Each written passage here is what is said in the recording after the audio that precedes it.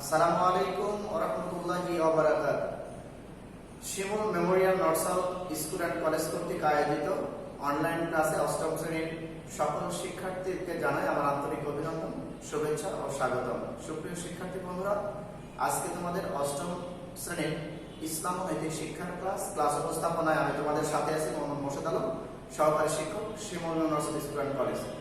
সুপ্রিয় শিক্ষার্থী বন্ধুরা, তোমরা কেমন আছো? নিশ্চয় আল্লাহর বিশেষ রহমতে তোমরা ভালো আছো। আলহামদুলিল্লাহ আমিও ভালো আছি। আমাদের এই যে করোনা চলছে, আমরা কিন্তু এই যে পরিবেশ বা যে সিচুয়েশন, এর সাথে নিজেদেরকে খাপ খাইয়ে নেওয়ার চেষ্টা করবো, পাশাপাশি সতর্ক থাকবো। কেননা যে কোনো সময়ে কিন্তু আমাদের সতর্ক থাকতে হবে। সতর্কতার মাধ্যমে কিন্তু আমরা যে কোনো বিপদ থেকে মুক্তি লাভ করতে পারি, পাশাপাশি আল্লাহর কাছে প্রার্থনা করতে হবে। তা আমরা সতর্ক থাকবো, আল্লাহর নিকটে প্রার্থনা করবো যেন তিনি আমাদেরকে এই করোনার সবল থেকে তিনি রক্ষা করেন, বাঁচিয়ে দেন। আজকে তোমাদের ইসলাম ও নৈতিক শিক্ষার পাঠ্য বইয়ের যে প্রথম অধ্যায়, এই প্রথম অধ্যায়ের পাঠ 1 থেকে 10 এই কয়েকটি পাঠের উপরে আজকে তোমাদের রিভিশন ক্লাস হবে। এই রিভিশন ক্লাসের উপরেই তোমাদের রিভিশন টপিক হবে। যেহেতু সম্পূর্ণ অধ্যায় 10টি পাঠের উপর তারা সর্বসময় আলোচনা করা বিশদভাবে সম্ভব নয়, তবে এই অধ্যায়ের যে অংশগুলো খুবই গুরুত্বপূর্ণ বলে মনে করা হয়, ওই অংশগুলো নিয়ে তোমাদের সামনে আজকে আলোচনা করা হবে। আশা করি তোমরা মনোযোগ দিয়ে আজকের আলোচনাগুলো শুনবে। যদি তোমরা মনোযোগ দিয়ে আজকের আলোচনা শোনো, তাহলে যে বিষয়গুলো জানতে পারবে তা হলো ঈমানের পরিচয় ও শাখা প্রশাখা বলতে পারবে, খতমে নবুয়ত সম্পর্কে জানতে পারবে, আর জান্নাত ও জাহান্নামের বর্ণনা দিতে পারবে। সুপ্রিয় শিক্ষার্থী বন্ধুরা, নিশ্চয়ই তোমরা খাতা কলম নিয়ে আসো। অবশ্যই তোমরা আজকের আলোচ্য বিষয় উঠিয়ে নিবে। কেমন? আজকে আলোচ্য যে বিষয় সেটি হলো ঈমানের পরিচয় ও শাখা প্রশাখা সমূহ, খতমে নবুয়তের পরিচয়, তাৎপর্য ও দলিল, জান্নাতের বর্ণনা ও জান্নাত প্রাপ্তির উপায়, জাহান্নাম থেকে পরিত্রাণের উপায়। আমরা মোটামুটি এই কয়েকটা টপিকসকে কেন্দ্র করে মূল আলোচনা করব। পাশাপাশি অন্যান্য যে পাঠগুলো থেকে গেল ওই অধ্যায়ে, ওই পাঠের গুরুত্বপূর্ণ যে তথ্যগুলো তোমাদের জানা প্রয়োজন বলে মনে করা হচ্ছে, এই তথ্যগুলো তোমাদেরকে দেবো ইনশাআল্লাহ। তাহলে চলো আমরা আজকে সরাসরি ক্লাসে চলে যাই। প্রথমে আমরা জানবো ঈমানের পরিচয়। ঈমান কি? রাসূল সাল্লাল্লাহু আলাইহি সাল্লামকে হযরত জিবরাইল আমিন তিনি মানুষের রূপ ধরে আসলেন। এসে আল্লাহ রাসূলকে বললেন যে আখবারনি আনিল ঈমান ইয়া রাসূলুল্লাহ, হে আল্লাহর নবী আমাকে ঈমান সম্পর্কে বলুন। ঈমান কি?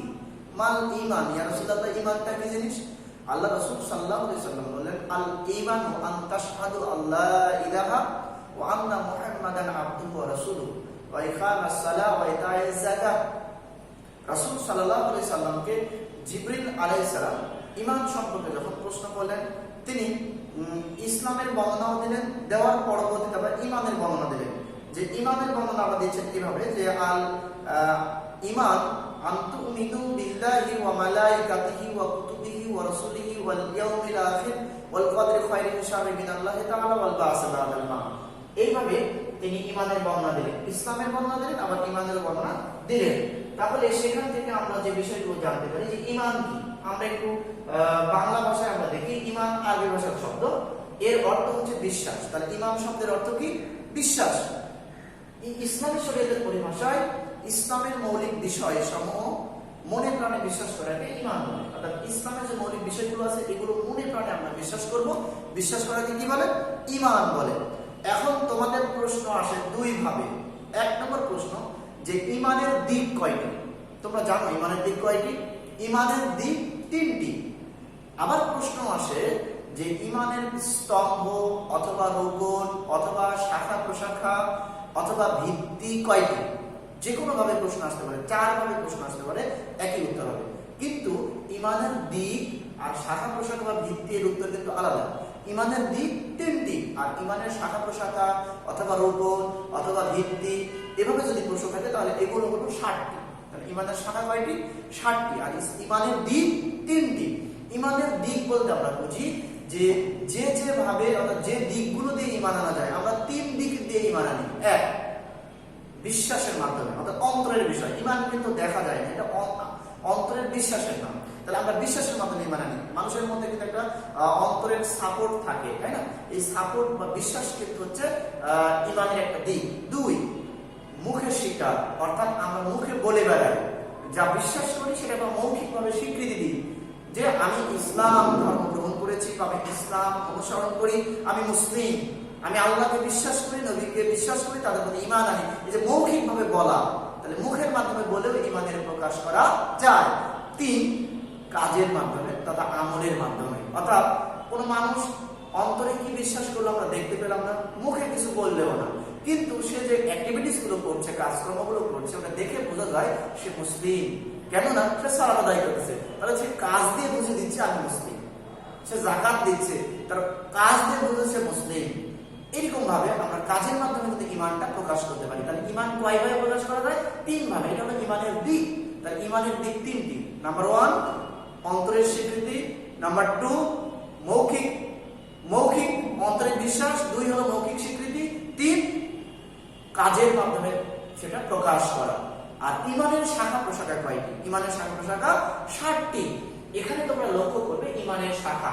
তাহলে ঈমানের শাখা, এই প্রশ্ন কিন্তু 4 ভাবে আসে, উত্তর একই হয়। যদি প্রশ্ন থাকে ঈমানের শাখা প্রশাখা কয়টি, অথবা ঈমানের স্তম্ভ কয়টি, অথবা ঈমানের রুকন কয়টি, অথবা ঈমানের মূল বিষয় কয়টি, যেভাবে প্রশ্ন আসে উত্তর 60টি।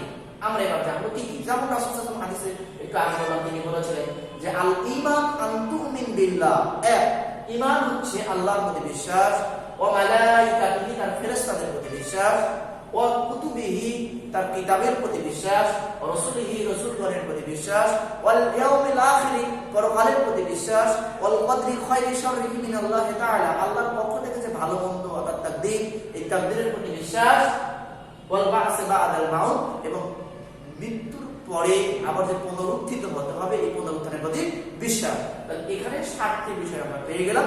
ঈমানের শাখা প্রশাখা 60টি। এই প্রত্যেকটা শাখার কিন্তু আবার বর্ণনা তোমাদের বইয়ে দেওয়া আছে।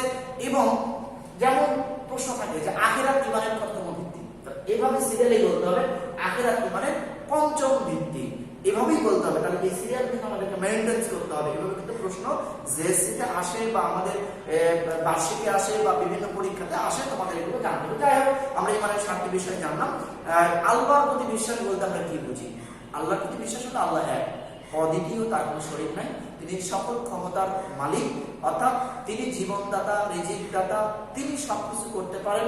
তিনি যদি মনে করেন একটা কিছু সৃষ্টি করবেন, জাস্ট খালি বলেন কুন, হয়ে যাও, ফায়াকুন, অলরেডি হয়ে যায়।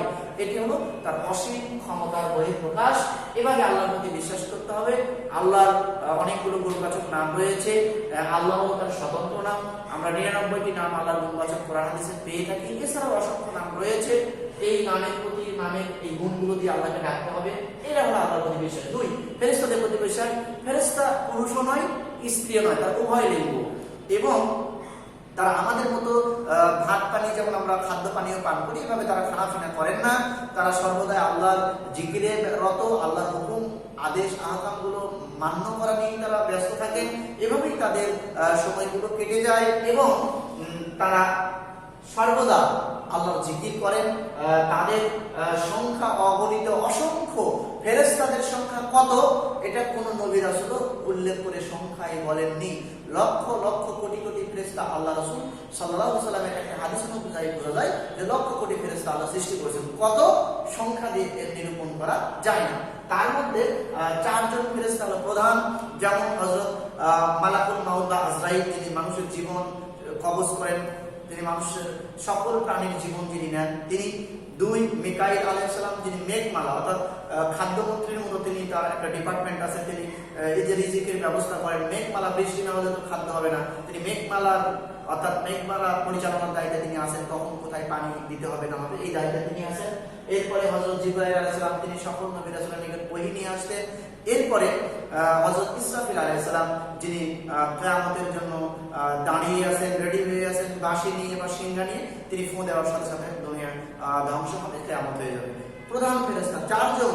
এছাড়াও অসংখ্য ফেরেশতার নাম আমরা জানি, যেগুলো আল্লাহ রাসূল হাদিসে বলেছেন। তবে কোটি কোটি ফেরেশতা আল্লাহ সৃষ্টি করেছেন, এই বিশ্বাস আমাদের রাখতে হবে। রাসূলের প্রতি বিশ্বাস, রাসূলের প্রতি বিশ্বাস বলতে সকল নবী রাসূলের প্রতি বিশ্বাস, শুধু আমাদের নবী নয়, আমরা সকল নবী রাসূলের প্রতি বিশ্বাস স্থাপন করব। আদম থেকে শুরু করে হযরত মুহাম্মদ সাল্লাল্লাহু আলাইহি ওয়াসাল্লাম পর্যন্ত অসংখ্য নবী রাসূল পৃথিবীতে এসেছেন। তবে রাসূল সাল্লাল্লাহু আলাইহি ওয়াসাল্লামকে প্রশ্ন করা হয়েছিল মোট নবী রাসূলের সংখ্যা কত? এই ব্যাপারে দুইটি বর্ণনা রয়েছে। কেউ বলেছেন 1,24,000, কেউ বলেছেন 2,24,000, অর্থাৎ লক্ষ নিয়ে মতভেদ রয়েছে। কেউ শুনেছেন বা মনে রেখেছেন 1,24,000, কেউ বলেছেন 2,24,000। 1,24,000, 2,24,000 যাই হোক না কেন, আল্লাহ নবী এবং রাসূল অসংখ্য এবং নবী রাসূলের সংখ্যা অগণিত। তবে প্রত্যেকটা নবী রাসূলের প্রতি বিশ্বাস করতে হবে। তবে পবিত্র কোরআনে আল্লাহ 25 জন নবীর নাম তুলে ধরেছেন, অর্থাৎ 25 জন নবীর নাম আল্লাহ ডিরেক্ট কোরআনে তুলে ধরেছেন। তবে কোরআন ব্যতীত হাদিস এবং বিভিন্ন গ্রন্থের মাধ্যমে আমরা অসংখ্য নবী রাসূলের নাম জানতে পারি। এরপরে লক্ষ্য করো আখিরাতের প্রতি বিশ্বাস। আখিরাত হচ্ছে পরকাল, মৃত্যুর পরে একটা বিশাল জগৎ আছে, যে জগতের শুরু আছে শেষ নেই, এটাকে বলা হয় আখিরাত। আর সেই জগতে আমাদেরকে জবাবদিহি করতে হবে। আমাদের এই যে দুনিয়াতে আমরা যে কাজকর্ম করছি প্রকৃত কর্মের হিসাব দিতে হবে। এই বিশ্বাস স্থাপন করতে হবে। আখিরাতের প্রতি বিশ্বাসী কেবল মানুষকে সৎকর্মশীল করে বলতে পারে। তাকদীরের প্রতি বিশ্বাস। অনেক সময় আমরা যখন ভালো কিছু করি, এর সব ক্রেডিট মনে করি আমার জন্য হয়েছে, আমি এটা করেছি তাই হয়েছে, মানে আমরা আনন্দে আত্মরা হয়ে যাই। এক্ষেত্রে বেশি পাওয়ার ক্ষেত্রে অনেক সময় আমাদের সৃষ্টিকর্তাকে ভুলে যায় যে তার অপার অনুগ্রহেই কিন্তু আমি এটা পেয়েছি। এই যে আমার প্রতি কৃতজ্ঞতা বোধ, এটা কিন্তু থাকে না। আবার অনেক সময় যখন কিছুই পায় না, কেউ কিছুই পায় না, যেখানে হাত দেয় শুধু ব্যর্থতা, তার ফেল আর ফেল, এই সময় বেশি ব্যর্থতা হওয়ার কারণে সে হতাশ হয়। যা এত কিছু করতেছে তো কিছুই পাচ্ছে না। এই ক্ষেত্রেও ভুলে যাওয়া যাবে না যে আপনাকে আল্লাহ রাব্বুল আলামিন একটা নির্দিষ্ট দেওয়ার ক্ষেত্রে একটা নির্দিষ্ট পরিমাণের মধ্যে রেখেছেন। এটাকে বলা হচ্ছে তাকদীর। তাকদীরে যা আছে অবিশ্বাস্যভাবে তা ঘটবেই। তবে তাকদীর আবার দুই প্রকার, একটা হলো মূল তাকদীর, একটা হলো ঝুলন্ত তাকদীর। মূল তাকদীর কখনো পরিবর্তন হয় না, কিন্তু ঝুলন্ত তাকদীর কর্মের মাধ্যমে পরিবর্তন হয়, দোয়ার মাধ্যমে পরিবর্তন হয়। দোয়ার মাধ্যমে মানুষের তাকদীর পরিবর্তন ঘটতে পারে।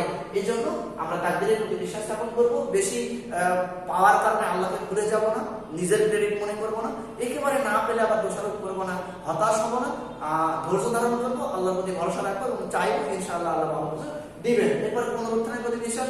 এটা আখিরাতের একটা অংশও বটে যে মানুষ মারা যাবে, কবরের যে জীবন, এই কবরের জীবনকে পুনরুত্থানের প্রতি বিশ্বাস বলা হচ্ছে যে মানুষ মারা গেলে কবরে একটা স্তর আছে, সেখানে তাকে আবার জীবন দেওয়া হবে, সেখানে প্রশ্ন করা হবে এবং সেখানে তার ভাইবা নেওয়া হবে। ভাইবার মাধ্যমে তাকে জাস্টিফাই করা হবে সে প্রকৃত কতটুকু মুসলিম বা মুমিন ছিল কি ছিল না। কবরে আল্লাহ জান্নাত বা জাহান্নামের কিছু অংশ বান্দাকে দান করবেন।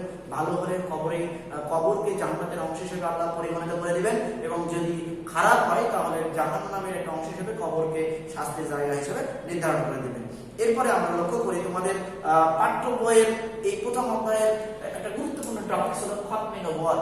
এই খতমে নবুয়ত এটি কিন্তু রিসালাতের একটা অংশ বটে, যদি নবী রাসূলের প্রতি বিশ্বাস। তবে এটি আরেকটু গাঢ় বিষয় যে খতমে নবুয়তের পরিচয়। কেন? খতম শব্দের অর্থ হলো শেষ, আর নবুয়ত শব্দের অর্থ হলো নবীগণের দায়িত্ব। সুতরাং খতমে নবুয়ত শব্দের অর্থ হলো নবীগণের দায়িত্বের পরিসমাপ্তি। অর্থাৎ আল্লাহ সুবহানাহু ওয়া তাআলা আদম আলাইহিস সালামের মাধ্যমে নবীদের উপর একটা দায়িত্ব দিয়েছেন, দ্বীন প্রচারের, রিসালাত প্রচারের। এই দায়িত্ব হযরত মুহাম্মদ সাল্লাল্লাহু আলাইহি ওয়াসাল্লামের মাধ্যমে শেষ হয়েছে। অর্থাৎ আদম থেকে রিসালাতের দায়িত্ব নবীগণের উপর আল্লাহ দিয়েছেন। মুহাম্মদ সাল্লাল্লাহু আলাইহি ওয়াসাল্লাম এই নবী পাঠানোর যে একটা ধারাবাহিকতা, এটা কমপ্লিট হয়েছে, সম্পূর্ণ হয়েছে, পরিপূর্ণতা পেয়েছে। আমাদের নবীর পর আর নবী আসবে না। তাই আদম আলাইহিস সালাম থেকে মুহাম্মদ সাল্লাল্লাহু আলাইহি ওয়াসাল্লামের পরে, আদম দিয়ে শুরু, মুহাম্মদ সাল্লাল্লাহু আলাইহি ওয়াসাল্লাম দিয়ে শেষ। মুহাম্মদ সাল্লাল্লাহু আলাইহি ওয়াসাল্লামের পরে আর কোনো নবী রাসূল পৃথিবীতে আসবে না, আল্লাহ সুবহানাহু ওয়া তাআলা পাঠাবেন না। এই নবী রাসূল পাঠানোর যে পরিসমাপ্তি, এই পরিসমাপ্তিকে বলা হয় খতমে নবুয়ত। আর এই সূত্রে নবী করিম সাল্লাল্লাহু আলাইহি ওয়াসাল্লামকে বলা হয় খতামুন নবিয়্যিন, অর্থাৎ সর্বশেষ নবী। তোমাদের মনে রাখতে হবে যে আল্লাহর নবী তিনি বললেন যে আল্লাহ বললেন যে নবী মুহাম্মদ সাল্লাল্লাহু আলাইহি ওয়াসাল্লামের পরে কোনো নবী পৃথিবীতে আসবে না। যিনি নবী মুহাম্মদ সাল্লাল্লাহু আলাইহি ওয়াসাল্লাম তিনিও বলতেছেন যে আমার পরে কোনো নবী আসবে না। এরপরে চলো আমরা একটু প্রমাণগুলো দেখে নিই, খতমে নবুয়তের প্রমাণ। যে আমি বললাম, আল্লাহ বললেন যে মুহাম্মদ সাল্লাল্লাহু আলাইহি ওয়াসাল্লামের পরে কোনো নবী আসবে না। এটি কোথায় আছে? মহাগ্রন্থ আল কোরআনুল কারীমের সূরা আল আহজাব, সূরা আল আহজাবে আল্লাহ বলেছেন ওয়া মা মুহাম্মাদুন আবা আহাদাম মির রিজালিকুম ওয়ালাকিন রাসূলুল্লাহি ওয়া খাতামান নাবিয়্যিন। মুহাম্মদ সাল্লাল্লাহু আলাইহি ওয়াসাল্লাম কোনো পুরুষের পিতা নন, অর্থাৎ তার কোন ছেলে সন্তান যৌবন পর্যন্ত বা শেষ পর্যন্ত বেঁচে ছিল না। বড় যে আমরা পুরুষ, এই পুরুষ তিনি তার সন্তানকে পাননি, ছেলেকে পাননি।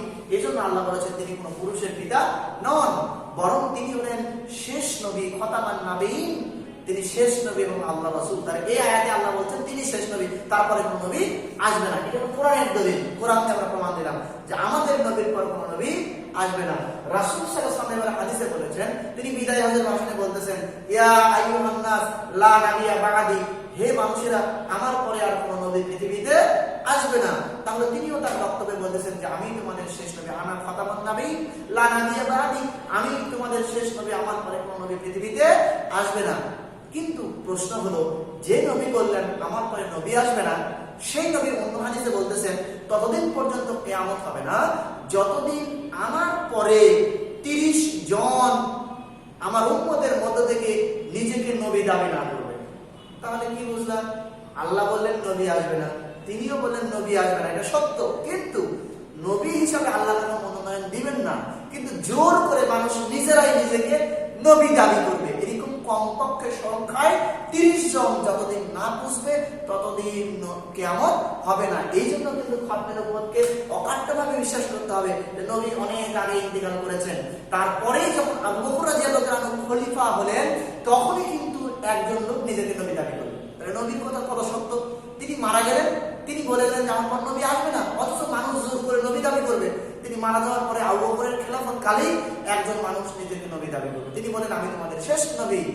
মুহাম্মদ শেষ নবী নয়, আমি শেষ নবী। তার নাম ছিল মুসাইলামা, এই জন্য তাকে বলা হয় মুসাইলামাতুল কাজ্জাব। কাজ্জাব মানে চরম মিথ্যাবাদী, অর্থাৎ সে এত মিথ্যা কথা বললো যে নবী বললেন নবী আসবে না, আল্লাহ বললেন নবী আসবে না, আর সে নিজেকে বলছে আমি নবী। এই জন্য তাকে বলা হয় মুসাইলামাতুল কাজ্জাব। যাই হোক, এভাবে শুরু হলো। সর্বশেষ আমাদের ভারতবর্ষে গোলাম আহমদ নামক একজন লোক, তিনি নিজেকে নবী দাবি করেছেন। তাহলে নবীর পরে যে নবী দাবি করবে, কিন্তু যদি কেউ নবী দাবি করে, মুসলিম হিসেবে তো আমাকে প্রমাণ দেখাতে হবে যে এই ভণ্ড নবী কখনো নবী নয়, যেহেতু মুহাম্মদ সাল্লাল্লাহু আলাইহি ওয়াসাল্লামের পরে কোনো নবী আসবে না। তাই আমাদেরকে এই দলিল কিন্তু জানতে হবে। এই দলিল দিয়ে আমরা খণ্ডন করবো যে না, আমরা কখনোই বিশ্বাস করি না মুহাম্মদ সাল্লাল্লাহু আলাইহি ওয়াসাল্লাম খাতামুন নাবিয়্যিন, তিনি শেষ নবী, তারপরে আমরা কাউকে নবী বলে মানি না। এরপরে দেখো, কোরআনের দলিল, হাদিসের দলিল আমরা পেলাম। এবার আমরা যৌক্তিক প্রমাণে আসবো। 3টি কারণে এক নবীর পর আরেক নবী আসে। আল্লাহ সুবহানাহু ওয়া তাআলা যুগে যুগে যে একটা নবীর পর বা রাসূলের পর আরেকটা নবী রাসূল পাঠাইছে, মোটামুটি 3টি কারণ যখন দেখা দিয়েছে, বা 3টি কারণের কোনো একটা কারণ যখন দেখা দিয়েছে, তখনই তিনি নবী প্রেরণ করেছেন। তার আগে তিনি কিন্তু নবী প্রেরণ করেন নাই। যেমন কখন কখন যদি পূর্ববর্তী নবীর শিক্ষা বিলুপ্ত হয়ে যায়।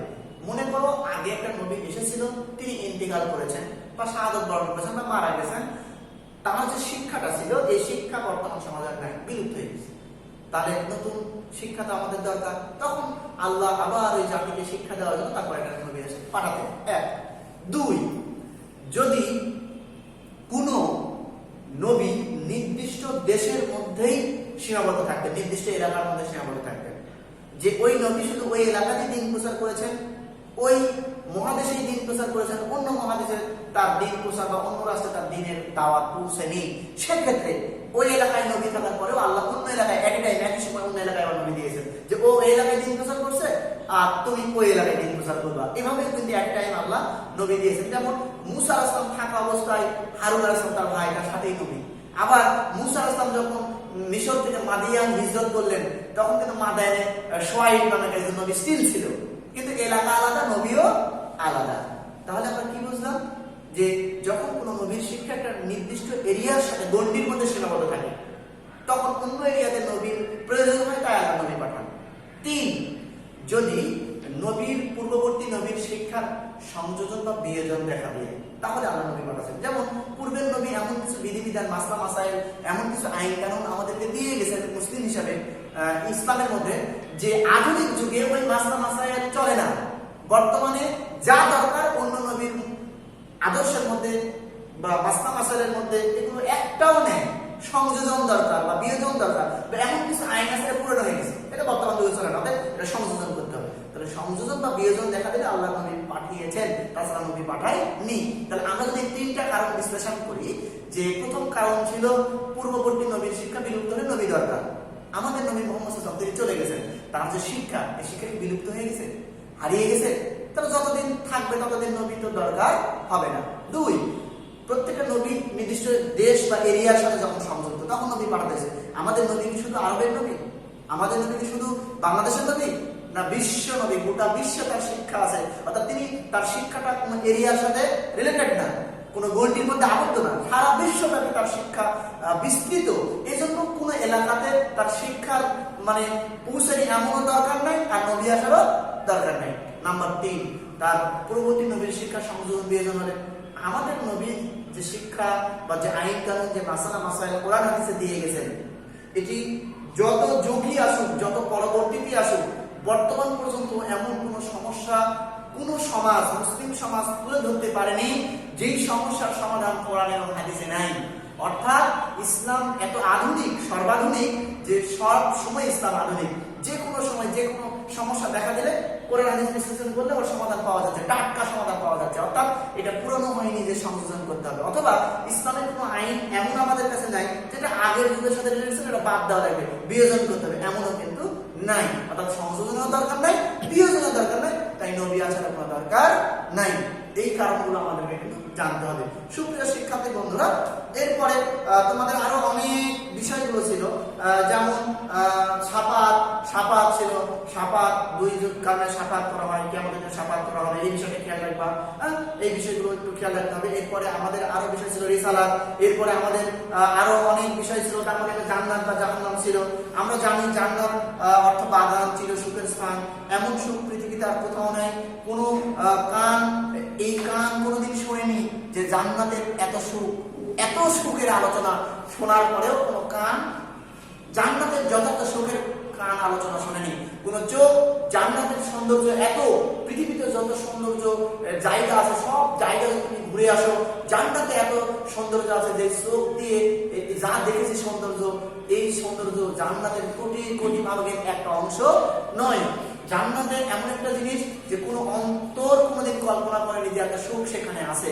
তো এই জন্য জান্নাতের ব্যাপারে আল্লাহ সুবহানাহু ওয়া তাআলা বলেছেন যে জান্নাত অকল্পনীয় একটি সুখের জায়গা, যে মানুষ সুখের জগতে কল্পনায় যত দূর নিজেকে নিয়ে যেতে পারে, নিয়ে যাওয়ার পরেও যত সুখের উপকরণ চোখের সামনে নিয়ে আসতে পারে, নিয়ে আসার পরেও জান্নাতের এতটুকু সুখের উপকরণ তারা চিনতে আনতে পারবে না, এত সুখের স্থান।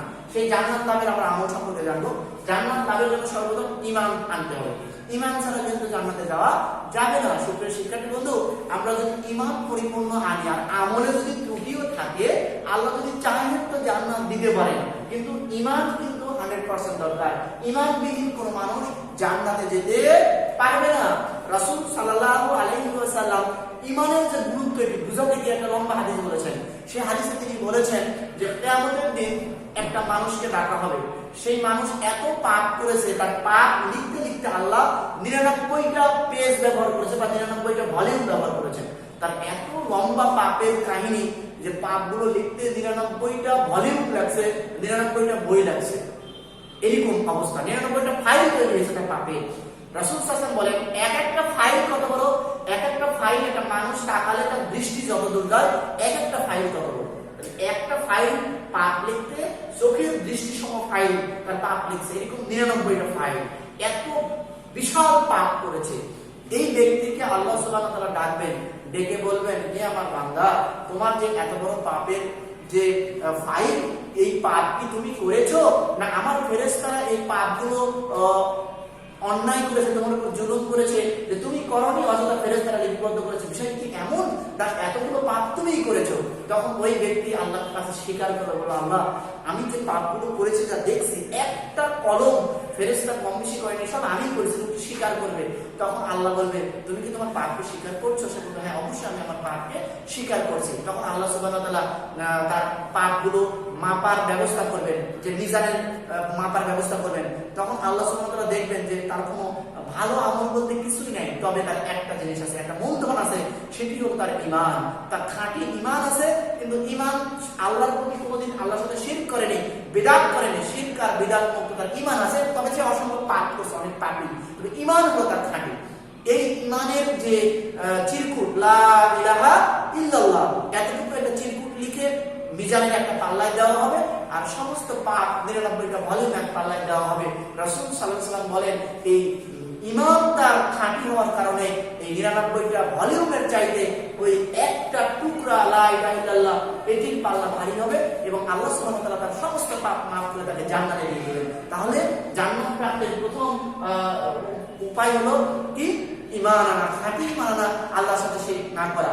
2 সৎ আমল করা। আল্লাহ সুবহানাহু ওয়া তাআলা বলেছেন ইন্নাল্লাযীনা আমানু ওয়া আমিলুস সলিহাত কানাত লাহুম জান্নাতুল ফিরদাউস নুজুলা।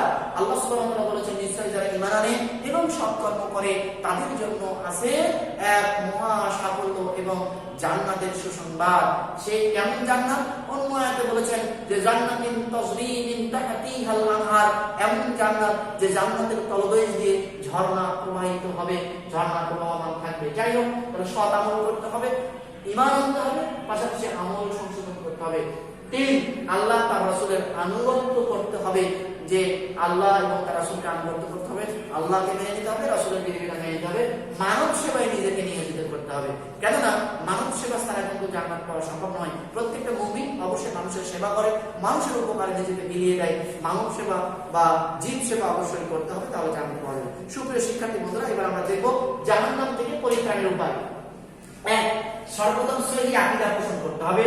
2 সৎ আমল করতে হবে, আল্লাহ তার রাসূলের আনুগত্য করতে হবে, মানব সেবায় নিজেকে নিয়োজিত রাখতে হবে, শাস্তির ভয় করতে হবে এবং প্রার্থনা করতে হবে। তাহলে আমরা জাহান্নাম থেকে পরিত্রাণ পাবো। আল্লাহ সুবহানাহু ওয়া তাআলা আমাদের সকলকে জান্নাতি মানুষের আমল করার তৌফিক দান করুন এবং জাহান্নাম থেকে বাঁচিয়ে দিন। সকলে বলছি আল্লাহুম্মা আমিন। এই জন্য আমরা অবশ্যই দোয়া করব আল্লাহর কাছে, আল্লাহুম্মা ইন্নী আউযু বিকা মিন আযাবে জাহান্নাম, আল্লাহুম্মা ইন্নী আসআলুকাল জান্নাতাল ফিরদাউস ওয়া আউযু বিকা মিনান নার। আল্লাহুম্মা ইন্নী আসআলুকাল জান্নাতাল ফিরদাউস ওয়া আউযু বিকা মিনান নার। আল্লাহুম্মা ইন্নী আসআলুকাল জান্নাতাল ফিরদাউস ওয়া আউযু বিকা মিনান নার। এই দোয়াটি আমরা পাঠ করব। আল্লাহ আমাদের সকলকে জান্নাত হিসেবে কবুল করুন। সুপ্রিয় শিক্ষার্থী বন্ধুরা, আজকে যে আলোচনাগুলো হলো, এই আলোচনার মধ্যে থেকে কয়েকটি প্রশ্ন তোমাদের জন্য রাখা হয়েছে। এছাড়াও যে আলোচনাগুলো হয়নি, এগুলো কিন্তু বই দেখতে আগামী দিন অবশ্যই রিভিশন টপিক যেগুলো আছে তোমাদের ভালো করতে হবে। দেখো, আকাইদ শব্দটি কোন বছর? আকাইদ শব্দটি বহু বছর, 1 বছর হলো আকীদা। খতমে নবুয়ত অর্থ কি? খতমে নবুয়ত হলো নবীগণের দায়িত্বের পরিসমাপ্তি। জান্নাতের নাম কয়টি? জান্নাতের 8টা নাম আছে। এই জান্নাতের নাম বা জান্নাতের স্তর বা জান্নাত কয়টি, বিভিন্ন প্রশ্ন আসতে পারে। একই জিনিস, জান্নাতের স্তর 8টি, জান্নাতের নাম 8টি, 8টি নাম আছে। নবী রাসূলের সংখ্যা কত? নবী রাসূলের সংখ্যা 1,24,000, মতান্তরে 2,24,000। জাহান্নামের স্তর কয়টি? জাহান্নামের স্তর 60টি, অর্থাৎ জাহান্নামের নাম বা স্তর 60টি। আমরা এই বিষয়গুলো একটু খেয়াল করব এবং আগামী রিভিশন টপ টেস্ট যেগুলো হবে, এই রিভিশন টপ টেস্ট তোমরা ভালো করতে আশা করি, প্রথমত 1 থেকে 10 পাঠের উপরে। সে পর্যন্ত তোমরা সকলেই ভালো থাকবে, সুস্থ থাকবে এবং সুন্দর থাকবে। আল্লাহর কাছে তোমাদের সকলের সুস্বাস্থ্য এবং মঙ্গল কামনা করে আজকের ক্লাস এখানে শেষ করছি। সুবহানাকা আল্লাহুম্মা ওয়া বিহামদিকা আশহাদু আল্লা ইলাহা ইল্লা আনতা আস্তাগফিরুকা ওয়া আতুবু ইলাইক। আসসালামু আলাইকুম ওয়া রাহমাতুল্লাহ।